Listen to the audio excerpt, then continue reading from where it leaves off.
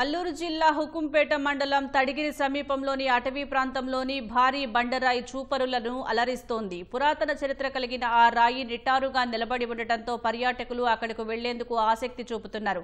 పాడేరు నుంచి గంటల పాటు ప్రయాణం చేసి కొండపైకి చేరుకోవడం కష్టతరమైన అక్కడ అందాలను చూసేందుకు సాహస యాత్ర చేస్తున్నారు. ఈ ప్రదేశం చుట్టూ లోయ, ఓ పక్క కొండ ప్రాంతం, మరో పక్క అటవీ ప్రాంతం కలిగి ఉంటుంది.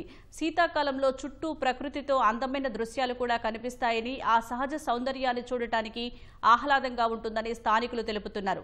మరింత సమాచారం మా ప్రతినిధి శివ అందిస్తారు. ప్రపంచంలో ఎన్నో వింతలు విశేషాలు కనిపిస్తున్నాయి. అందులోనూ అల్లూరు జిల్లాలోని మరిన్ని విశేషాలు కొండ కోణల్లో ఎన్నో ఉన్నాయి. ఇక్కడ మనం చూస్తుంది డూకురాయి అంటారు. ఇక్కడ చుట్టుపక్కల ఉన్నటువంటి స్థానిక గిరిజనులు ఒక చిన్న కొండపై శిలగా ఉన్నటువంటి సుమారుగా 20 అడుగుల ఎత్తులో కనిపిస్తుంది. అడ్డం చూసుకున్నట్లయితే 15 అడుగులు కనిపిస్తుంది.